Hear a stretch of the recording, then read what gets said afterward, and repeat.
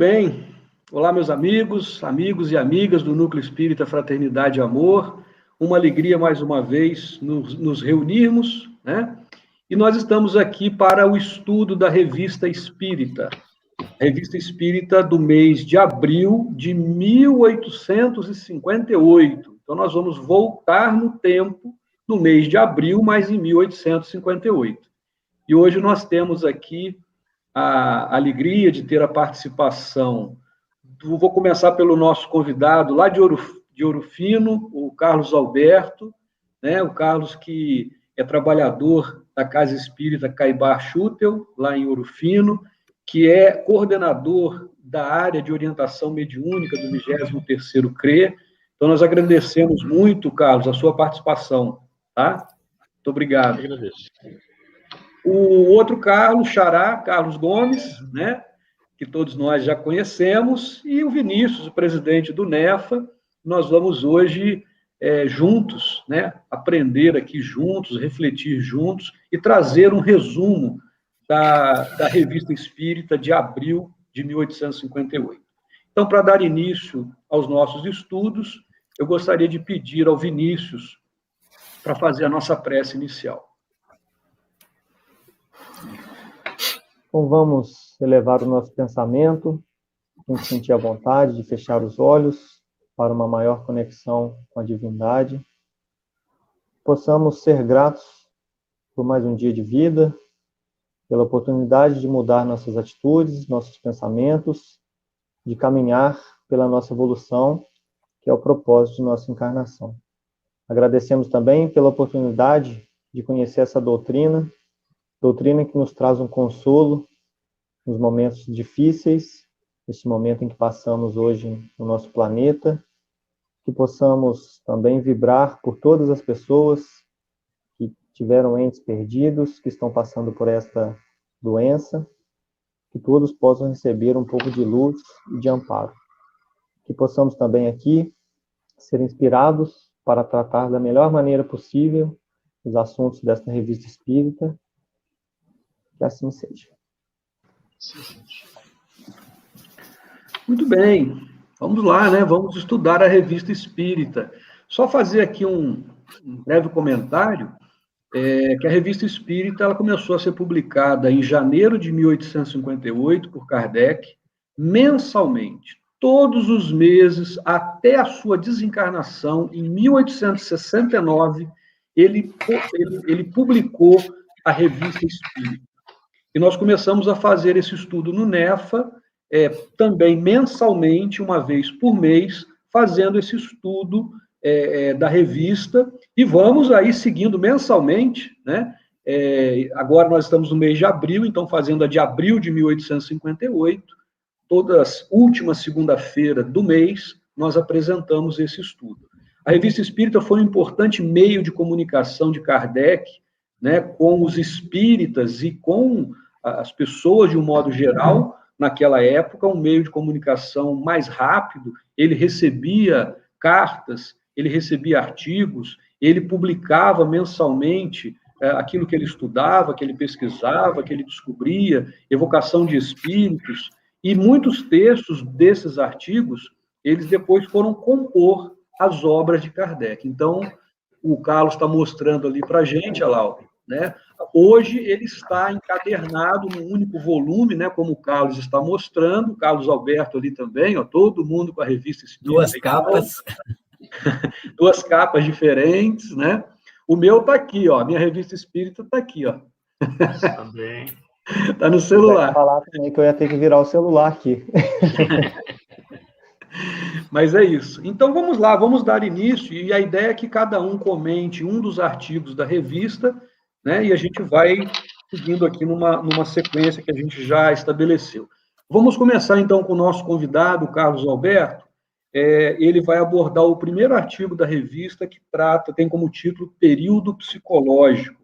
Ô, Carlos, fica à vontade para os seus comentários. Bom, antes de mais nada, queria agradecer ao NEFA por esse convite, por poder participar dessa discussão, desse trabalho. E importante, sobre uma revista, a gente imaginar em 1858 a facilidade que nós temos hoje de fazer a comunicação entre nós, então passa um WhatsApp para cá, um e-mail para lá, uma mensagem de texto, né? E em 1858 certamente não tinha nada disso. Então, Kardec recebia cartas dos leitores, cartas físicas, respondia a eles também fisicamente, e tinha essa revista que não era uma revista na internet, que também não existia.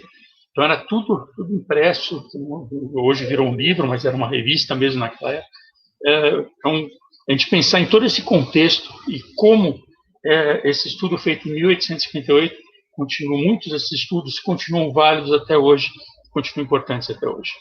Bom, especificamente meu primeiro artigo, estamos falando da Revista Espírita, Jornal de Estudos Psicológicos, 1858, abril, como foi falado, o artigo chama Período Psicológico. Fazendo um resumo, Kardec nos conta que as manifestações espíritas sempre aconteceram, mas que naquele momento, no ano de 1858, tinham se intensificado, pois, como diziam os espíritos de forma unânime, são chegados os tempos marcados pela providência para uma manifestação universal. Tem eles o encargo de dissipar as trevas da ignorância e dos preconceitos. É uma era nova que começa e que prepara a regeneração da humanidade.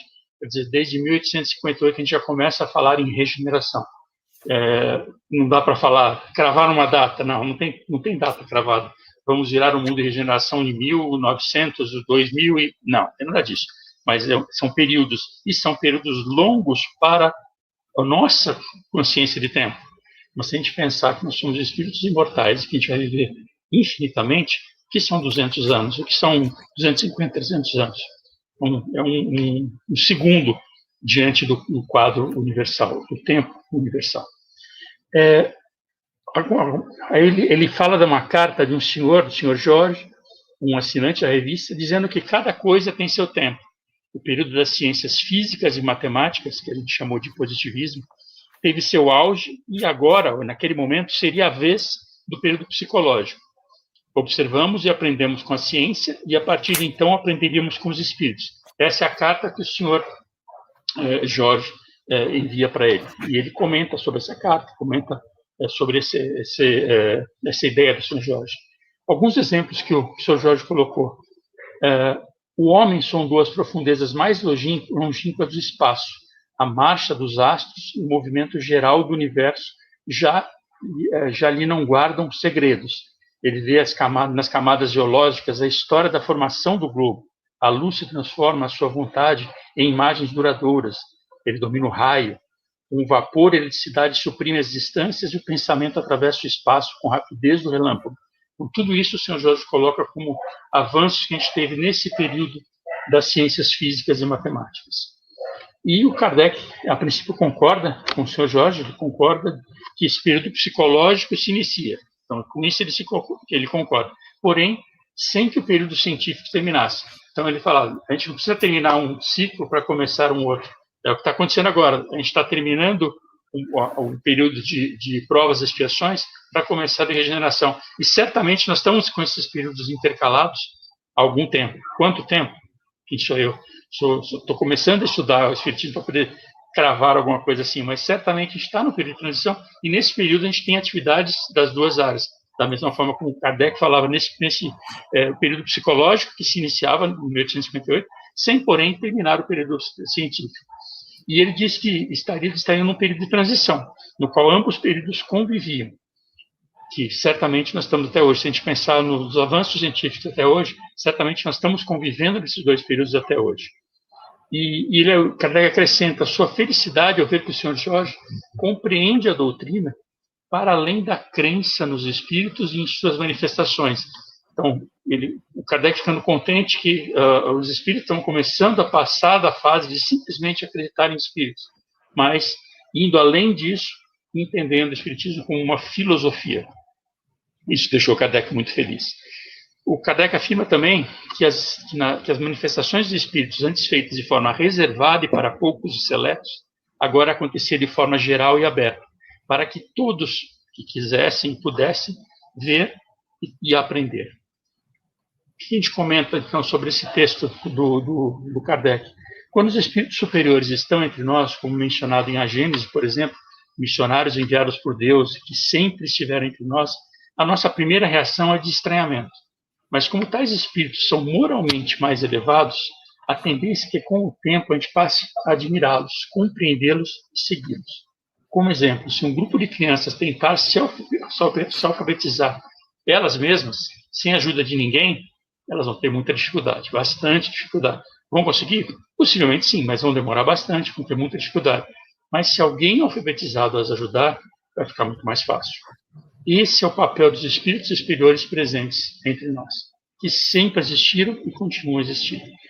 Quando ele fala em grupos seletos e secretos, que também são abordados por Leon Denis, em Depois da Morte, que ele menciona uma doutrina secreta, uma essência de verdade presente na Índia, no Egito, na Grécia, na Gália, no cristianismo. E essa doutrina secreta era compartilhada a seleto grupo de iniciados e só os rituais eram compartilhados com o povo em geral. Só a parte externa, a parte exterior. A essência ficava escondida. E Kardec menciona que agora essas manifestações não são mais escondidas, elas são gerais. E não acontecem mais em templos inacessíveis ao povo. É uma nova fase que chega, uma fase de que todo esse conhecimento, toda essa essência que estava escondida passa a ser compartilhada com todos. E finalizando, essa nova fase da humanidade, se a gente pegar no Evangelho segundo o Espiritismo, capítulo 20, Trabalhadores de Última Hora, o item 5, o Espírito de Verdade nos fala: aproxima-se o tempo que se cumprirão as coisas anunciadas para a transformação da humanidade. Ditosos serão os que houverem trabalhado no campo do Senhor com desinteresse e sem outro motivo que não a caridade. Então, o Espírito de Verdade já nos traz esse anúncio de que a gente comece, que a gente trabalhe de forma desinteressada. Desinteressado aqui não é que estou nem aí, não. Se não tem outro interesse que não seja a caridade.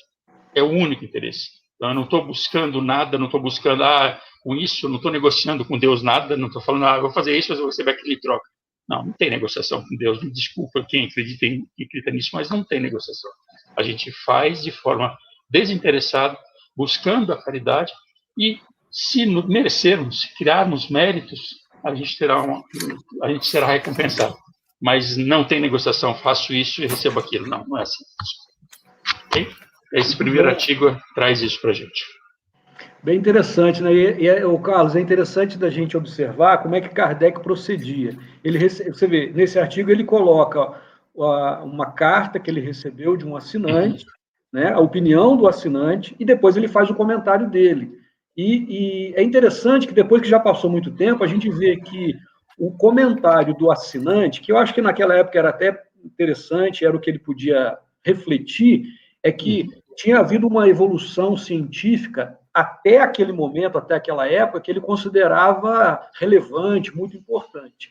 E ele achava assim, que, bom, agora acabou, não tem mais nada para a ciência desenvolver, agora vai desenvolver a parte psicológica, moral e tal. E Kardec vai fazer um contraponto, com muito respeito, com muita educação, colocando que, com certeza, era um marco importante de vir a preocupação com o lado espiritual, com o lado moral, com o lado psicológico, mas que a ciência continuaria avançando.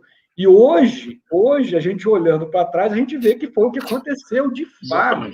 Né? Como a ciência continua evoluindo e muito, e vai continuar junto com, naturalmente, a nossa evolução moral. Né? Eu não sei se alguém gostaria de fazer algum comentário neste artigo, pois não, Carlos Gomes. Boa noite a todos. Eu acho interessante quando os espíritos falam os tempos são chegados, né? A gente acha que já é amanhã, ou que nós vamos ver em uma encarnação.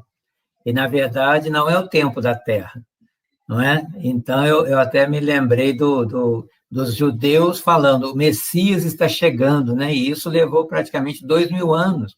Então, esse está chegando é um anúncio, mas não, né, como o Carlos falou, não tem uma data marcada, né? Aquela coisa, data limite, né, que alguns começaram a aventar por aí, que seria em 2019, não tem uma data, é o tempo, né? Mas a esperança de saber que está chegando uma nova era, né, isso aí nos anima a continuar caminhando. Então, nós temos aí, né, como foi falado, o positivismo, com toda a descoberta científica do século XIX e XX, preparando o cenário. Agora, o XXI é a gente aprender a viver e conviver nesse cenário. Por isso que a era da evolução moral, da fase moral, que é a intelectual, nós chegamos, né, no ápice aí de tecnologia, olha nós aqui, né, longe e perto ao mesmo tempo. Mas como é que vai ser a nossa convivência com todos esses brinquedinhos aí que nós temos à nossa volta, né? Então, é interessante isso, né, saber que há 163 anos Kardec estava discutindo essa questão, né, como é que ele era um visionário, né? É um artigo bastante atual. Muito bom. E assim, a revista ela traz, esse é o primeiro, traz vários assuntos diversos, como a gente vai observar. Eu vou aproveitar que o Carlos Gomes está com a palavra, e a gente já partir para um segundo artigo diferente, com outro tema, onde Kardec vai abordar o espiritismo entre os druidas. Pois não, Carlos Gomes, fica à vontade. Então, no artigo que o Carlos Alberto leu, o Kardec estava analisando uma publicação. Aqui ele vai analisar uma outra publicação que saiu no jornal, lá já tinha um bom tempo, do senhor Edouard Fournier, né? O que esse escritor publicou? Ele estava passando em revista todas as invenções e descobertas até aquela época, dizendo que aquela época, né, segunda metade do século XIX, né, 1858, que o século estava tendo o mérito da aplicação e do desenvolvimento, não da prioridade, né, porque, né, tudo que estava se percebendo, vivenciando naquele século, já estava vindo lá de trás, né? Então era mera repetição. Aí Kardec vai aproveitar isso para dizer que, embora esse senhor estivesse analisando, né, a evolução da antiguidade industrial, se ele fizesse o mesmo com a antiguidade mística, né, ele ia chegar à mesma conclusão, que as manifestações espíritas sempre existiram, não é? E aquilo que eles estavam vivenciando ali em 1858 nada mais era do que uma repetição do que os antigos já sabiam, e, segundo Kardec, muitas vezes até melhor do que eles estavam presenciando ali, né, com o advento da doutrina espírita, né? E Kardec, né, que já tinha feito essa pesquisa, ele vai escrever o quê? Que traços da doutrina espírita eram, sim, encontrados, né, em várias doutrinas, né, durante a história. O Carlos Alberto até citou aí Leon Denis no livro Depois da Morte. Ele começa no primeiro capítulo justamente fazendo, né, esse panorama, como é que as antigas religiões viam a questão da morte, para ver que essa questão da espiritualidade já estava sendo trabalhada de alguma forma, né? Mas aí Kardec, voltando à doutrina espírita, vai dizer que o que aconteceu com esses traços, né, é que eles foram misturados com práticas supersticiosas, com preconceitos e deturpados, né? Então, o que Kardec estava fazendo ali era ligar os fragmentos, né, de uma forma mais completa. E aí ele vai dar como exemplo, nessas religiões, né, nessa história mais antiga, a questão dos druidas, né?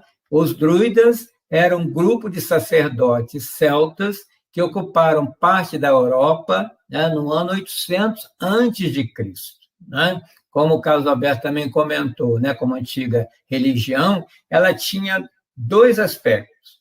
Um exterior, né, para as multidões, né, para o povão, que ficava ali nos rituais, né, figuras, imagens, né, a importância do carvalho, né, que eles cultuavam, aqueles símbolos todos só da parte externa, né, se poderia chamar de uma religião popular. E o outro, que era mais profundo e oculto, como uma doutrina reveladora, né, das verdades, que o Espiritismo também vem agora popularizar, né, mas reservada a esses sacerdotes, a um grupo menor, né? E, como exemplo, Kardec vai publicar um texto céltico que tinha sido encontrado há uns 10 anos, né, para exemplificar. E, nesse texto, eles falam dos celtas que eles resistiram às invasões bárbaras, né, porque os homens lá eles iam para a luta, né, sem medo da morte, porque acreditavam na reencarnação. E tanto era assim que eles iam sem camisa, né, só com o escudo, e lutava, e se morresse, estava tudo bem.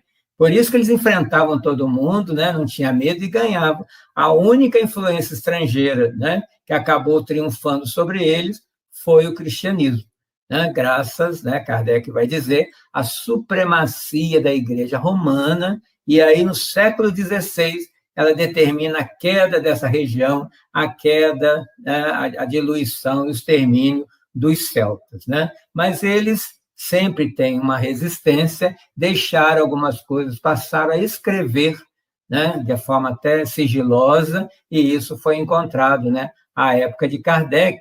E aí ele vai explicar que o druidismo ele tinha uma predileção pelo número 3, né? E o número 3 vai aparecer em vários códigos de ensinamento, porque os druidas também eram os professores, né? Eram os filósofos, né? Eram responsáveis pela educação daquele povo. Um exemplo, em relação aos deveres. Você tinha o dever em relação à divindade, aos seus semelhantes e consigo mesmo. O que é que lembra isso? Amar a Deus, ao próximo e a ti mesmo, né? Olha como é que as coisas vão sendo similares. Em relação à honra também, 3, né? Honrar os superiores, não cometer injustiça e conservar a virtude viril, que era um valor para eles. Então, eles diziam que de 3 em 3 era mais fácil de memorizar, né? A vida humana tinha 3 fases da existência. O começo, né? A criação, a transmigração, nada mais era do que a reencarnação, e a plenitude, quando atinge, né, o ápice, que não precisa mais reencarnar. Então, para eles, a alma nascia no fundo do universo, passava pelas migrações, né, pelas várias existências, né, até ir para um círculo supremo, onde essas migrações, essas reencarnações, elas cessam, né, e não se morre mais e se vive na felicidade, com plena consciência da sua individualidade que não se perde, né? Outra coisa também, eles não admitiam a existência de um inferno, né, como o cristianismo, à época, admitia. E diziam que os erros dos homens eram corrigidos ao longo, né, das migrações, das existências, né, em condições que eles vinham mais ou menos felizes para irem reformando seus vícios e aspirando a esse futuro melhor. Então, o texto é bastante longo, ele vai trabalhar 30, né, fases de 3 em 3, né? Então, fica aqui a sugestão para se ir à revista e fazer a leitura, para conhecer como é que funcionava o druidismo nos celtas, mas eu quero lembrar que Allan Kardec, esse nome, foi falado a ele por um espírito amigo, dizendo ao professor Hippolyte Léon Denisard Rivail que, em alguma existência anterior, ele tinha sido um druida, e, nessa época, o seu nome era Allan Kardec. Por isso que ele usou o pseudônimo Allan Kardec nas obras espíritas, né? Então, veja, desde essa época, né, ver como é que Kardec já estava sendo preparado para ser o codificador da doutrina espírita. Então, essa é a beleza da vida como um todo, né? Uma existência, você já está sendo preparado para a seguinte, e não termina, né, que somos espíritos imortais. Então, essa imortalidade, essa infinitude da vida do espírito é uma preparação constante, né? Essa encarnação que nós estamos aqui, né, nesse século XXI, né, em 2021, nós estamos nos preparando para a nossa próxima encarnação. Como? Né? O que nós estamos escrevendo no livro da nossa vida, que nós vamos ler daqui a pouco, né? Então, fica essa nossa reflexão e a sugestão para que se leia esse artigo para quem se interessar.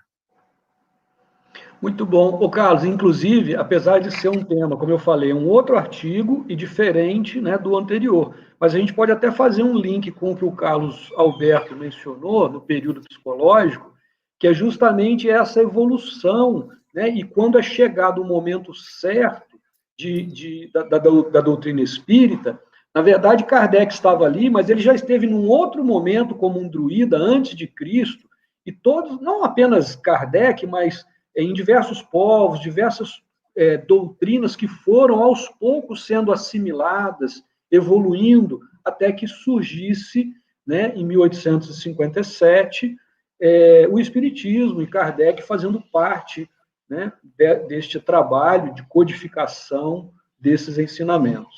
Tudo Isso tem o aí seu mostra para a tempo. gente que nenhum espírito nasce pronto, ele vai se construindo ao longo das existências, né? Como nós estamos nos construindo também, e sendo pessoas cada vez melhores. Exatamente, muito bom. Nós temos um outro artigo agora, bem diferente, mas que a gente pode até fazer um link com o que a gente está falando aqui, porque vai chegar o tempo que nós vamos para Júpiter. E aí o Vinícius vai falar para a gente de um artigo lá em 1858, em que Kardec falava dessa descrição de Júpiter. Naturalmente, não era uma descrição da ciência humana da época, né, porque a nossa ciência está buscando essas características de vida em outros planetas, mas da revelação de um espírito, né, Vinícius? Fica à vontade para comentar com a gente, que é bem interessante esse artigo também. Sim, até antes de entrar, eu vou tratar, você falou um pouquinho do que a gente tem de conhecimento de Júpiter. A gente faz um bom tempo aí que a gente não trabalha na escola, né? O sistema solar me deu algumas dúvidas. Aí eu acabei pegando algumas curiosidades sobre Júpiter. Ele é o quinto planeta, né, mais próximo do Sol, e é o maior planeta do nosso sistema solar.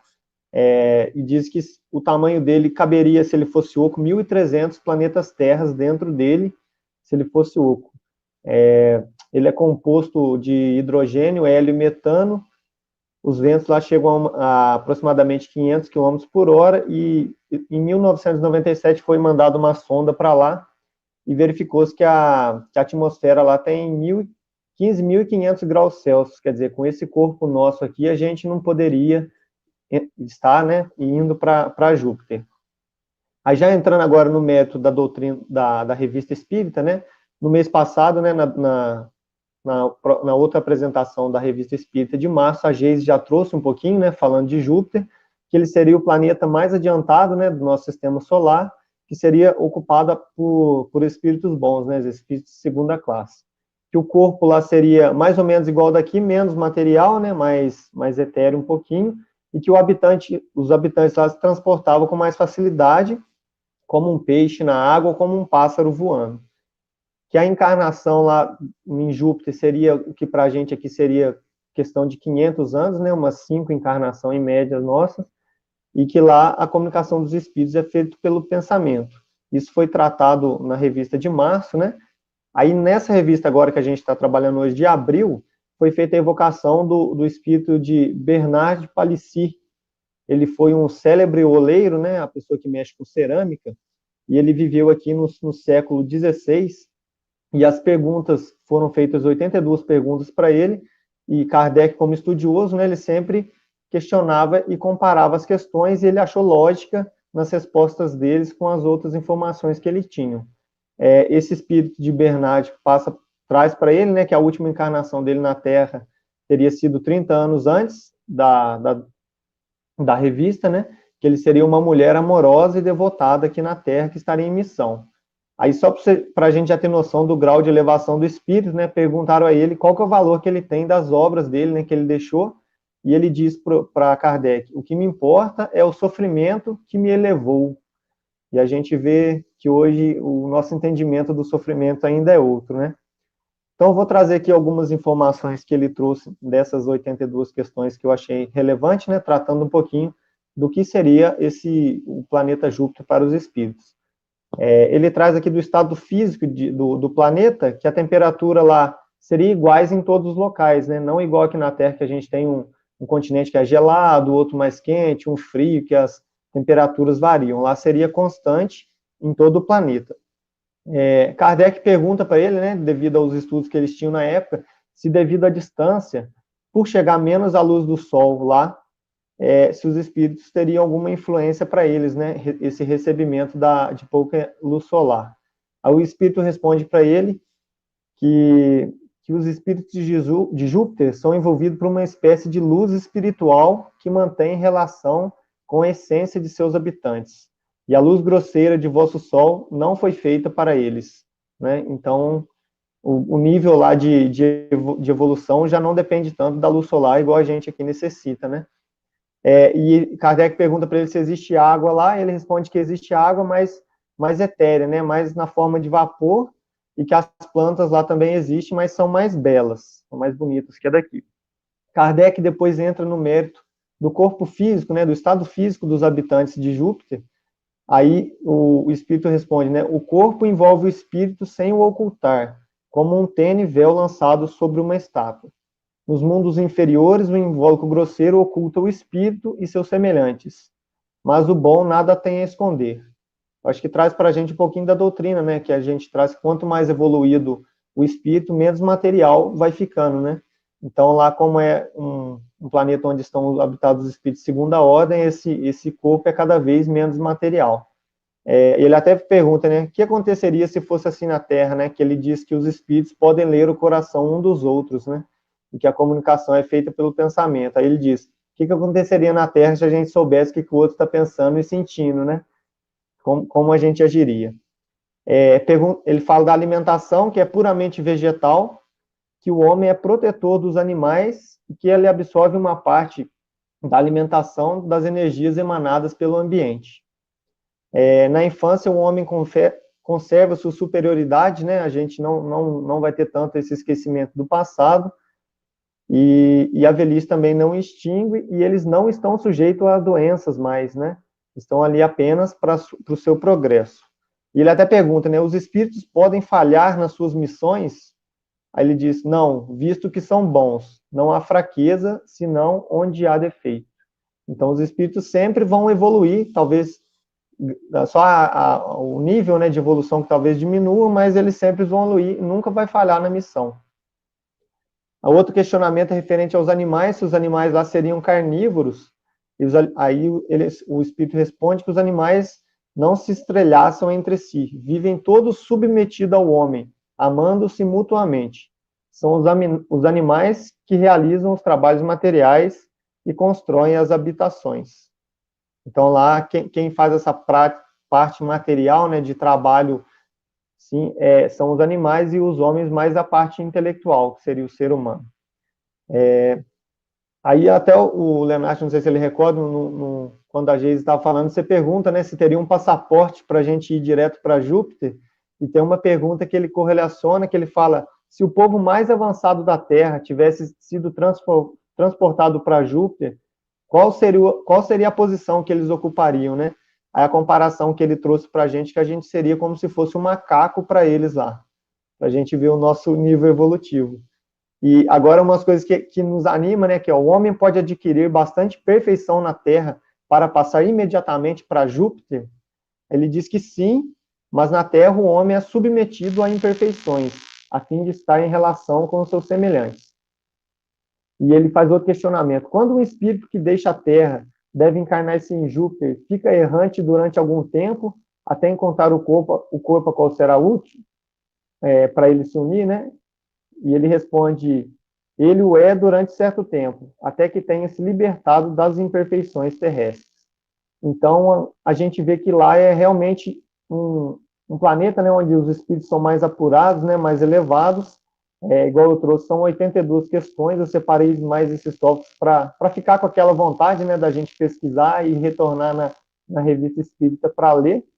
Então, essas foram as informações que eu trouxe de Júpiter para a gente, que a gente possa, né, trabalhar para conseguir fazer esse translado mais rápido para lá. Muito bom, Vinícius. O Vinícius lembrou bem, esse artigo é bem interessante, né? Como ele falou, são 82 perguntas que são feitas, ele apresentou de forma resumida e muito interessante, né?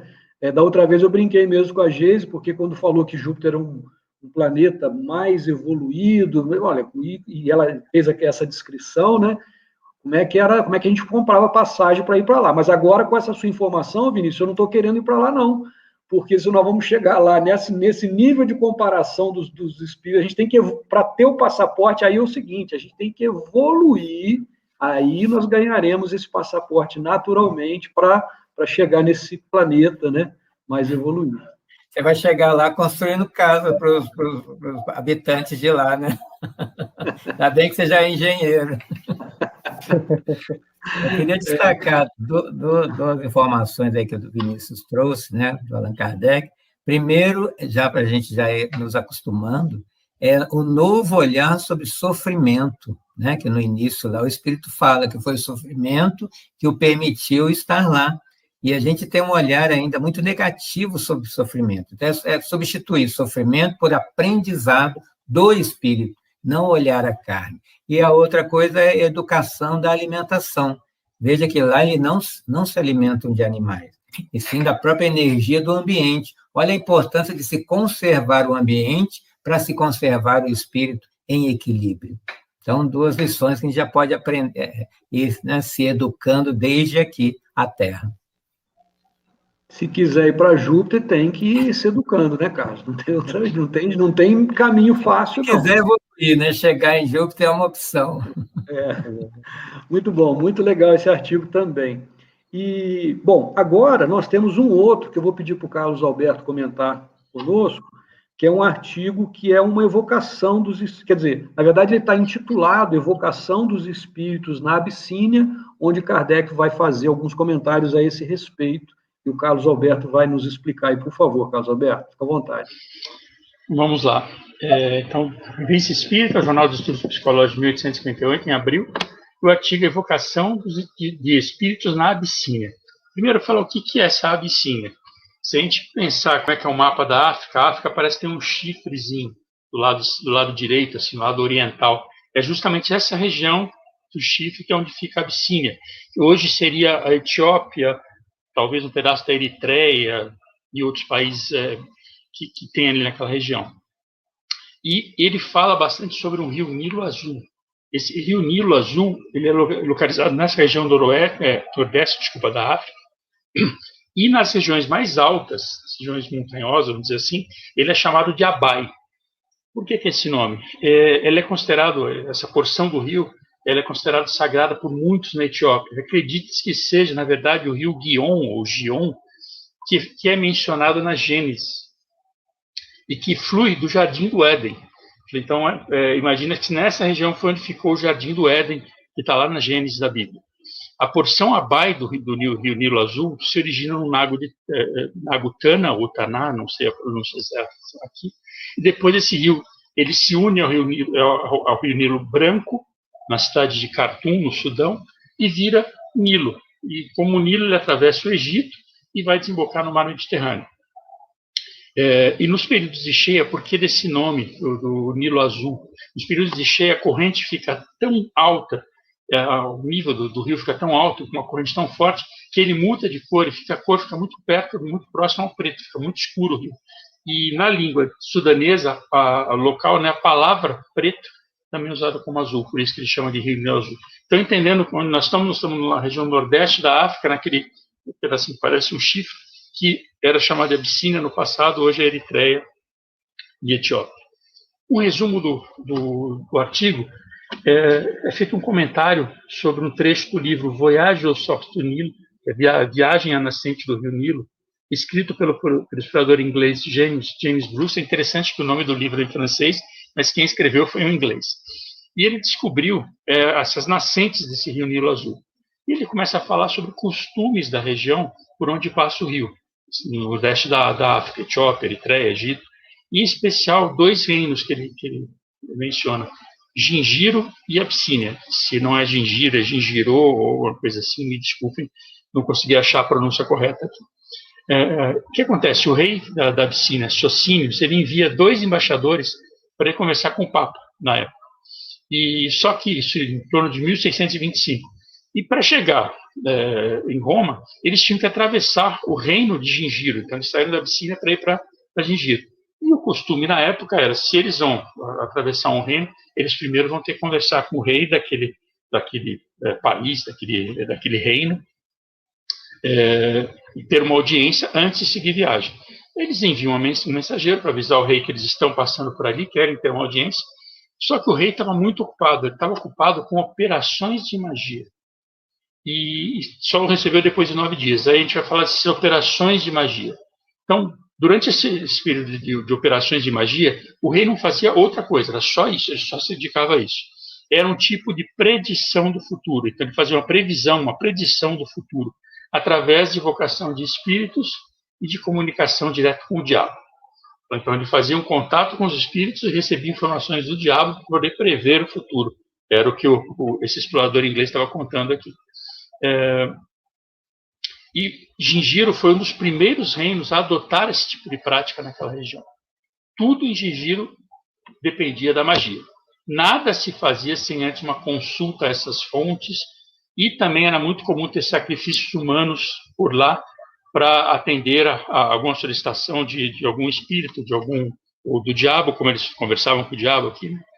E esse texto analisa, então, que em Gingiro, por ser um reino de clima muito quente e por ter população negra, poderia ter nesses fatos a explicação da adoração ao diabo e os sacrifícios humanos.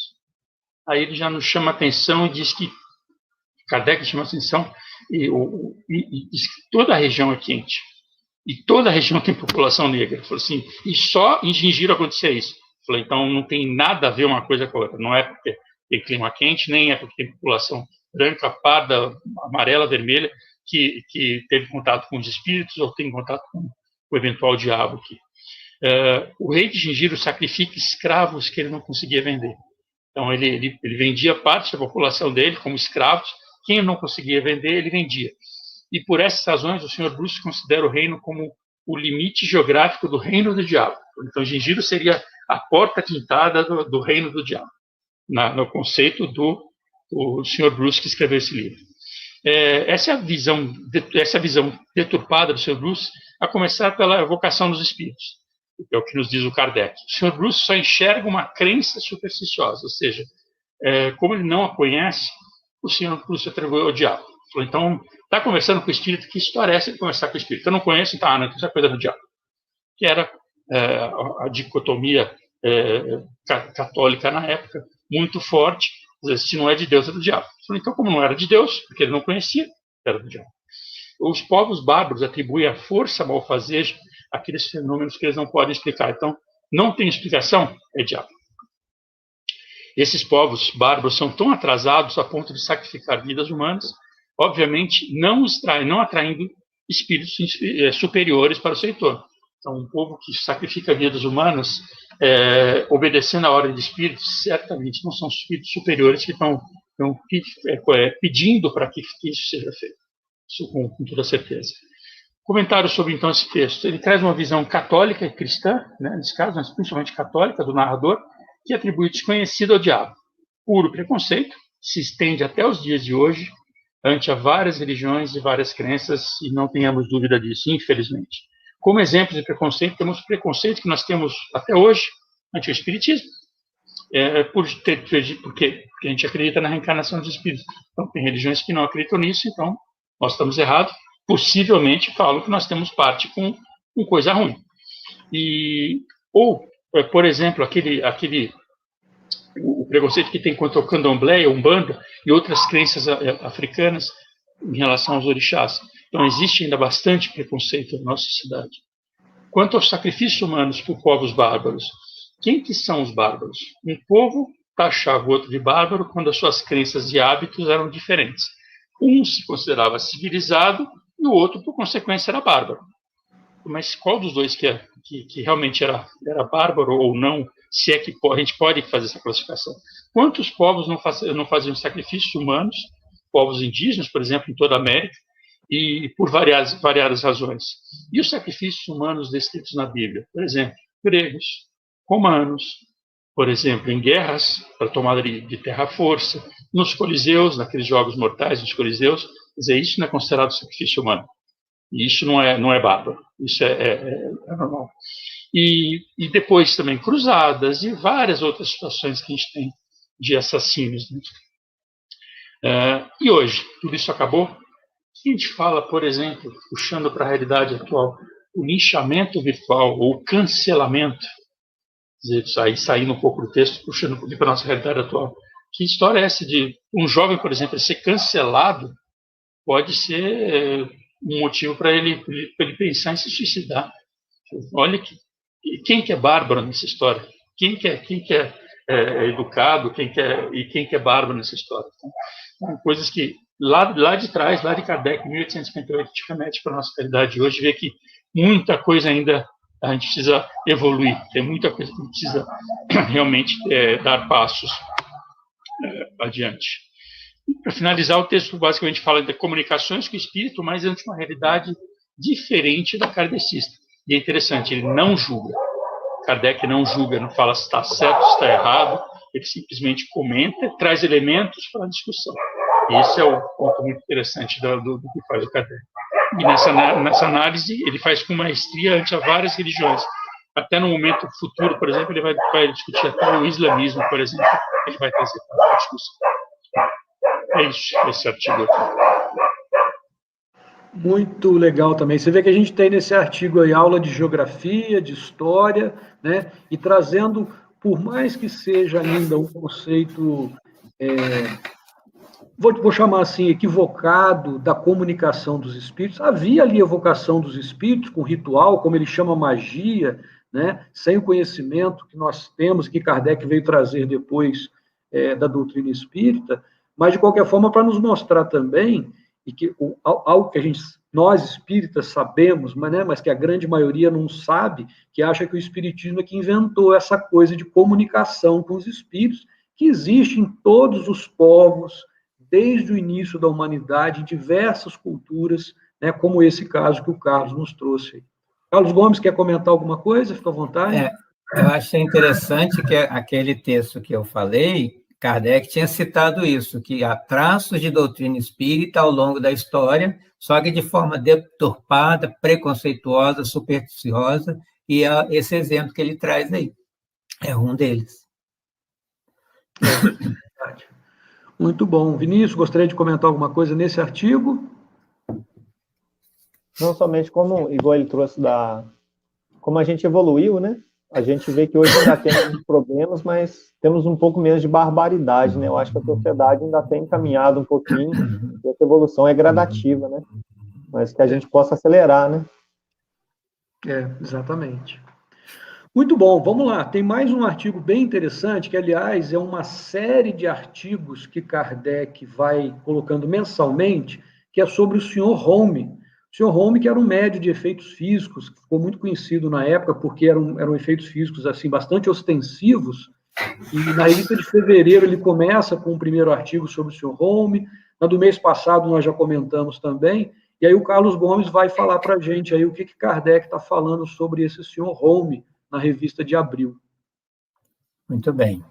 Então ele começa, né, como você falou, em fevereiro, quando ele fala da notável, né, faculdade mediúnica desse senhor Daniel Douglas Home, né, que ele tinha essa mediunidade ostensiva de movimento dos corpos e até do próprio corpo, que ele conseguia se elevar, chegar até o teto, sair por uma janela e entrar pela outra, e era motivo, né, de publicações, de artigos nos jornais, muita gente chamando de charlatão, e Kardec foi, como sempre fez, fazendo a sua análise crítica, mas em cima dos fatos, com uma visão científica, metodológica e não preconceituosa, né? Não para derrubar, mas para aprender com ele, né? E esses fenômenos se manifestavam espontaneamente, ele não ganhava nada com isso, não queria, né? Não queria ser um exibicionista, nem ganhar as manchetes dos jornais, as pessoas aqui comentavam, né? No mês passado,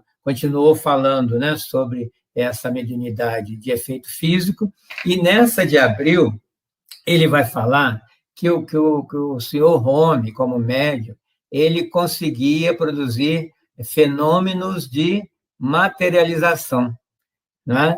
Então, nessas reuniões, né, que ele vai falar em abril, ele materializou uma mão, né, aparecia uma mão que todo mundo via até o punho, né? Ela era opaca, né? Não era vaporosa, sólida, tinha cor de pele, né? E se movimentava. Aí eu me lembrei daquele filme antigo da família Addams, que tinha aquela mãozinha, né? Que fazia parte da família, mais ou menos aquilo.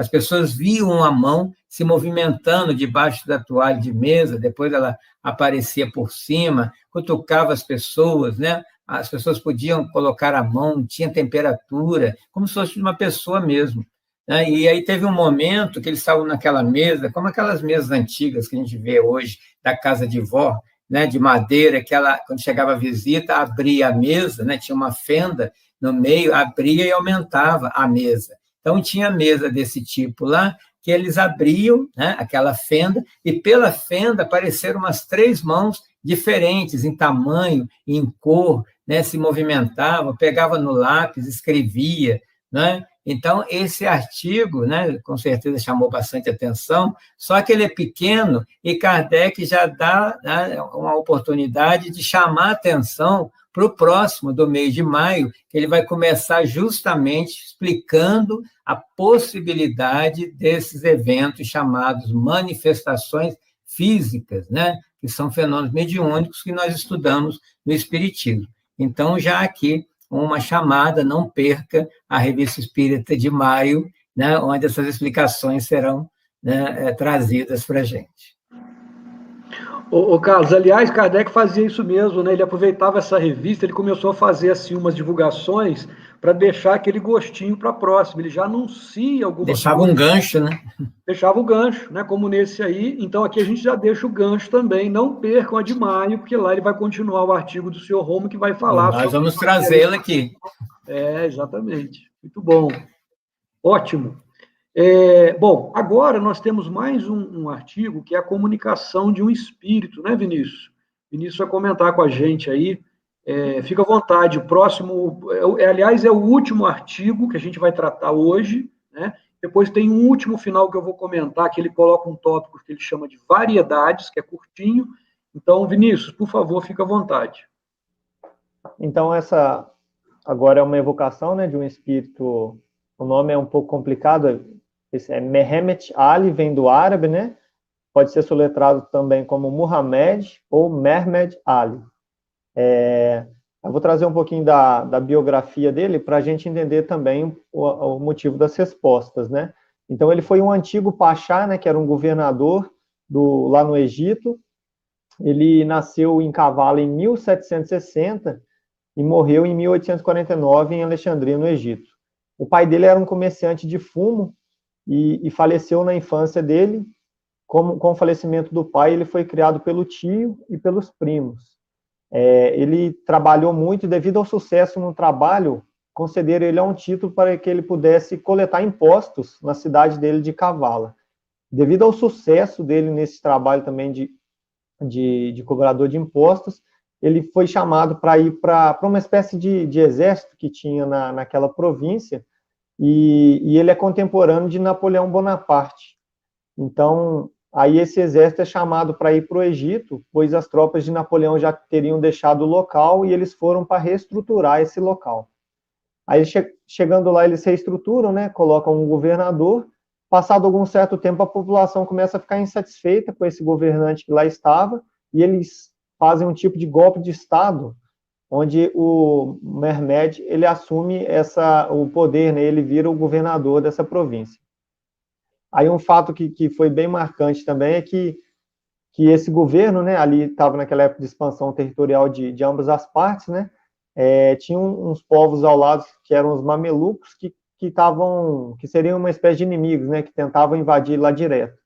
E ele ia fazer uma comemoração para o filho dele, com uma questão de exército mesmo, militar, né, e ele convida esses inimigos para frequentarem essa festa.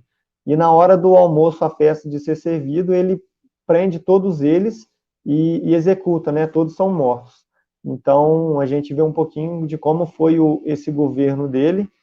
Só que o governo dele também transformou muito o Egito. Ele é considerado como fundador do Egito moderno. Ele trouxe grandes construções para o país, né? Grande evolução.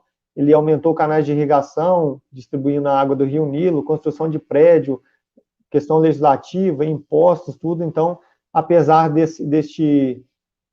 ser rígido, né, como governante, ele também conseguiu esse crescimento. E ele morre, né, em 1849, E a comunicação, como a gente está vendo, é em 1858, né, 9 anos após o desencarne dele, então.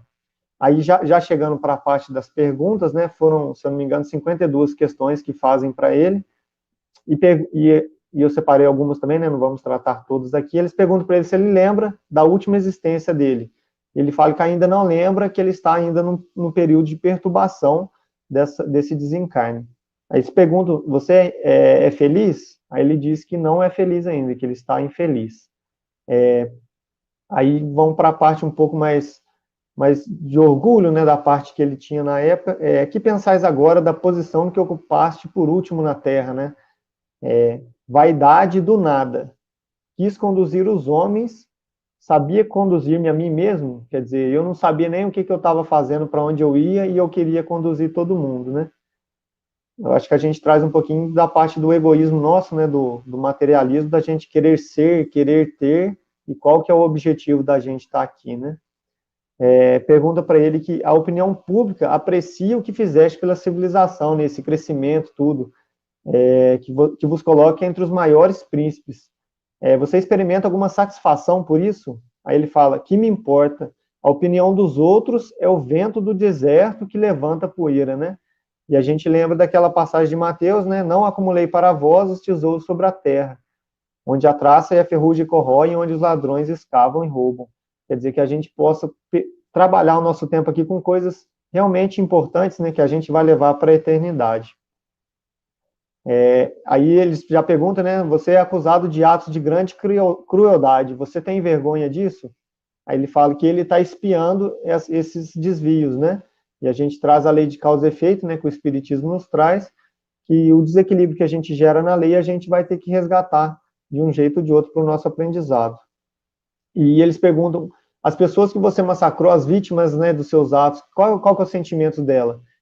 É de ódio e de piedade, né? Aí varia muito do grau de elevação do espírito também, do entendimento. Pergunta para ele, a vossa opinião atual sobre as penas e recompensas que nos esperam após a morte, né? Ele está nesse período de perturbação ainda, o que você acha disso que está acontecendo? Ele fala, a expiação é justa, né? Ele já tem um entendimento dessa reparação dos erros dele. Que pensais, aí ele já vai um pouquinho mais da parte do que ele acreditava quando encarnado, né? Que pensais da poligamia consagrada pela religião muçulmana? Aí ele põe, é um dos laços que retém na barbárie os povos que o professam. Aí a gente já traz um pouquinho para o espiritismo, né? Que Kardec também pergunta, que qual das duas, né? A poligamia ou a monogamia seria conforme a lei natural, e os espíritos trazem que a poligamia é uma lei humana cuja abolição marca um progresso social. Essa questão está no Livro dos Espíritos, na questão 701. O casamento, segundo as vistas de Deus, deve fundar-se na afeição dos seres humanos. Então, a poligamia, a extinção da poligamia é um progresso, né? Acreditais que a submissão da mulher esteja conforme os desígnios de Deus? Ele, não, a mulher é igual ao homem, pois o espírito não tem sexo. Então, aqui a gente já vê um pouquinho da evolução, né? E os espíritos depois perguntam para ele, por essas respostas já um pouco mais equilibradas, né?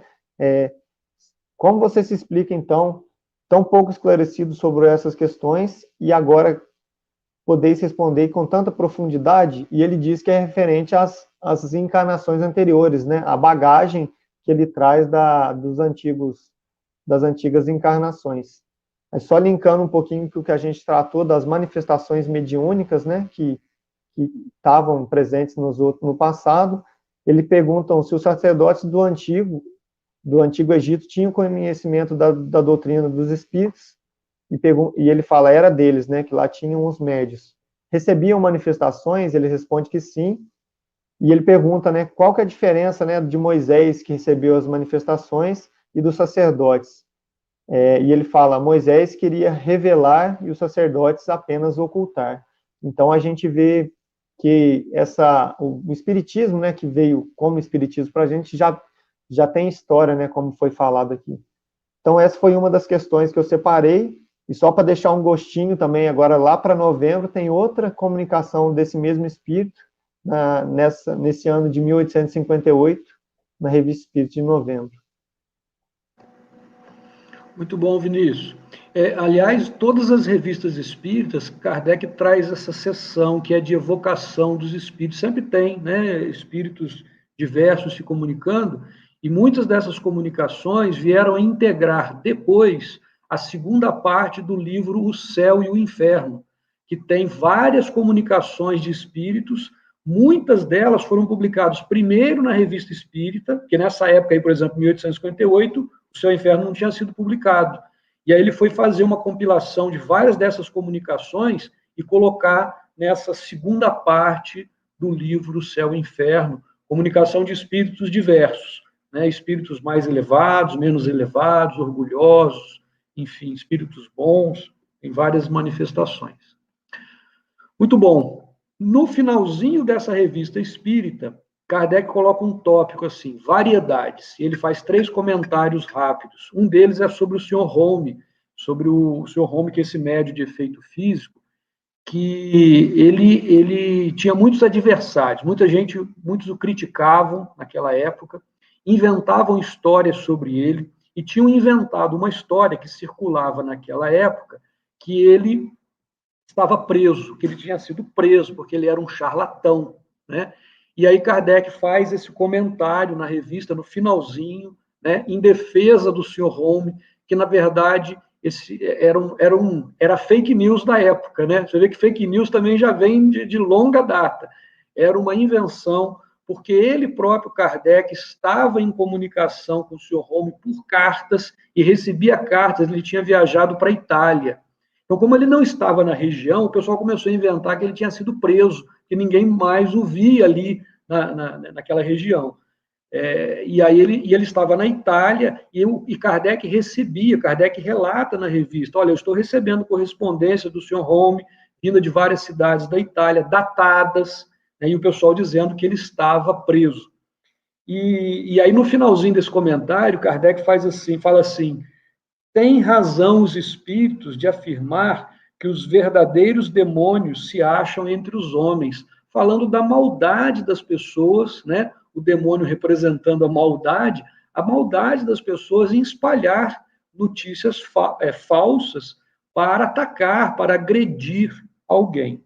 Depois ele faz um segundo comentário, que foi uma publicação num jornal francês, que diz assim, neste momento, contam-se no hospital de alienados, ou seja, num hospício, né, de Zurique, 25 pessoas que perderam a razão graças às mesas girantes e aos espíritos batedores. Então, esse jornal ele faz uma associação de que pessoas estavam ficando loucas em função dos fenômenos físicos que aconteciam naquela época, né, das mesas girantes, dos espíritos, chamados espíritos batedores, que produziam aqueles fenômenos. E, na realidade, Kardec vai fazer, com muito cuidado também, com muito critério, uma reflexão de que é até possível que as pessoas tenham problemas mentais, né, em função da influência de espíritos, mas isso se dá pela sintonia que essas próprias pessoas fazem com esses espíritos, né? E faz um contraponto. O contraponto que ele faz, ele vai pegar um outro jornal da época também, dizendo assim, há um curioso documento estatístico de funestas consequências a que este, entre os ingleses, arrasta o hábito da intemperança e das bebidas fortes. De cada 100 indivíduos entrados no hospital de alienados de Howell, há 72 cuja alienação mental deve ser atribuída à embriaguez. Então, se por um lado um jornal estava falando assim, olha, tem 25 aí, né, internados que estão ficando loucos por causa desses fenômenos de efeito físico. Kardec vai trazer uma outra fonte de um outro jornal dizendo, olha, de cada 100, 72 pessoas internadas em hospitais considerados, né, alienados, loucos, se deve à embriaguez. Né? Então, um contraponto que ele faz. E, por último, o terceiro e último comentário é a estratégia de marketing de Kardec, no final da revista, que ele diz assim, que ele tem recebido muitos artigos e muitas cartas interessantes de vários assinantes mas que o jornal ele tem um número de páginas limitado e que ele vai publicar nas próximas edições os artigos que ele recebera, né, de vários assinantes.